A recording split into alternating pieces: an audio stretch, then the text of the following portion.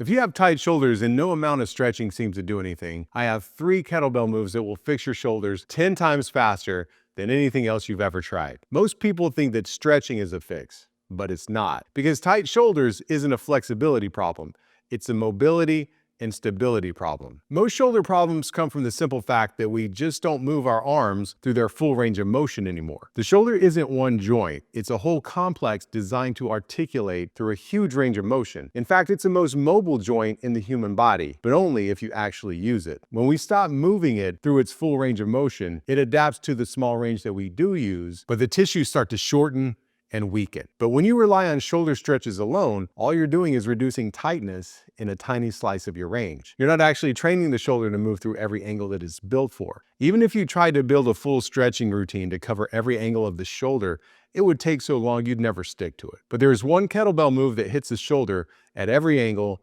through its full range of motion, and that's the kettlebell halo. Now, if you have a stiff neck, a pinchy front shoulder, or a tight scapula, then this move will help you unstick your shoulder in the safest way possible. And it's always the first move I recommend for any guy with stiff shoulders. You'll want to start out light for this one with a 6 to 8 kilogram kettlebell and work your way up from there. Here's how it's done. You grab the kettlebell by the horns and move the kettlebell around the head in a nice tight orbit. You keep your elbows tucked in as much as possible to maintain stability and to keep from overcompensating where you don't want to be. Start with the kettlebell in front of your chest, bring it up and around next to one of your ears. From there, move around to the back of your head, continue around to the other ear, and then back in front. You do all this in one continuous motion, no stopping. That counts as one revolution. Do 5 to 10 in each direction. Now, you can do them all on one side first or alternate directions if you want.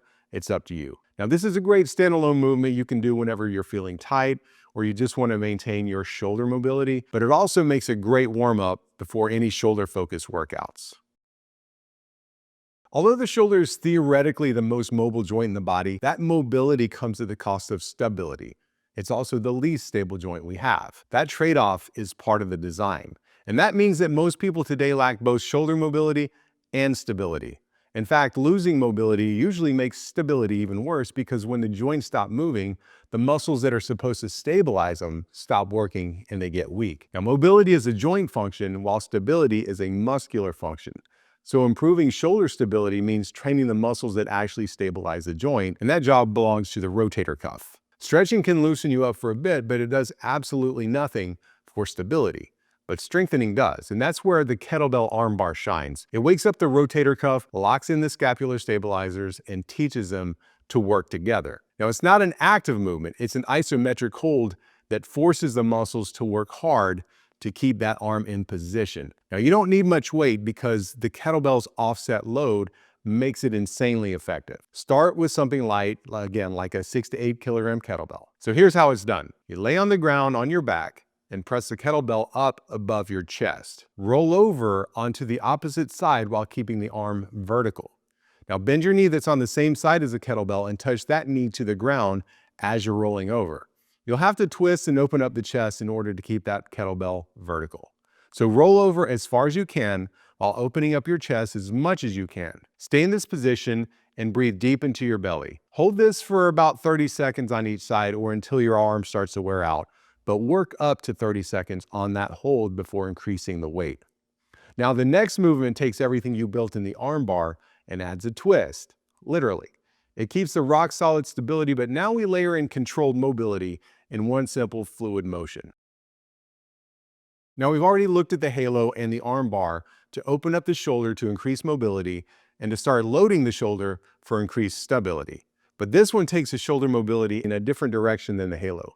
While the halo involves opening up the shoulder joints and the scapula in its overall range, the kettlebell screwdriver trains the internal and external rotation of the upper arm bone inside the shoulder socket, improving your ability to twist and rotate smoothly. The rotator cuff does the heavy lifting here while the scapula stabilizes the shoulder. So again, start on your back with the kettlebell pressed above you, then simply turn the arm in and out like you're turning a screwdriver with your entire arm.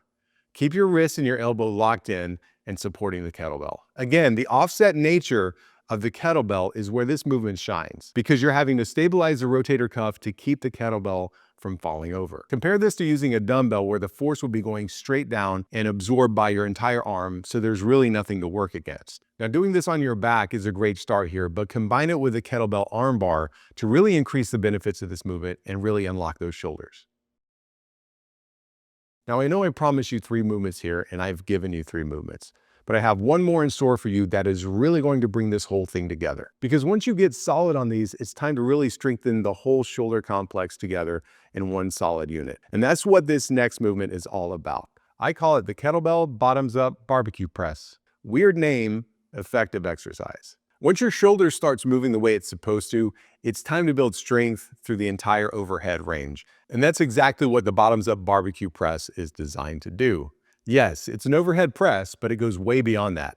The first thing is the bottoms up hold. It builds grip strength by the nature of the way you hold it. But it's not just about the grip. There's a lot more happening here. In the bottoms up hold, the kettlebell is completely top heavy. So the only thing keeping it from crashing down on you is crushing that handle with your grip.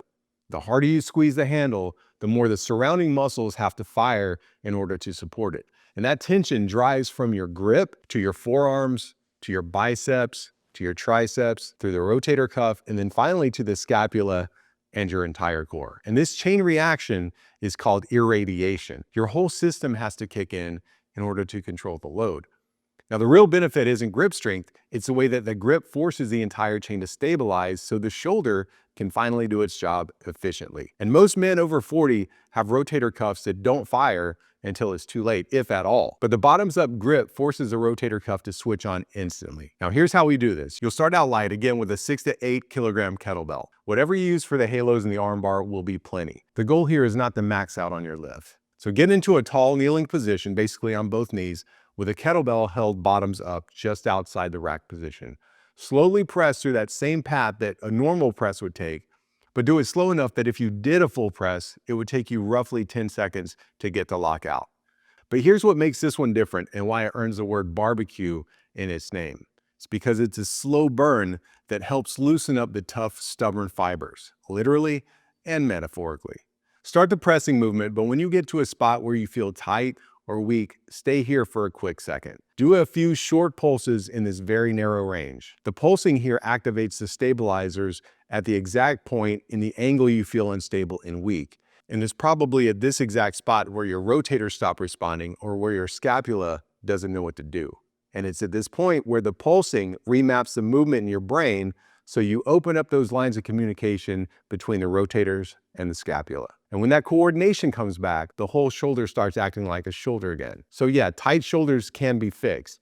And when you run this system the right way, you restore mobility, you restore stability, and you wake up the scapular mechanics that most men lose way too early. And the good news is that mobility and stability come back pretty fast. And once your shoulders move like they did when you were in your 20s, you won't want to slip back into the old habits that got you stuck. The kettlebell halo, the kettlebell armbar, and the kettlebell screwdriver, and the bottoms up barbecue press are going to be your first go-to moves to get this process started. They're simple and easy to do. Start with a light kettlebell and groove the pattern into your brain. Now, if you want the top 3 kettlebell moves every man over 40 should learn first, I put them together for you. Grab them today. Link in the description.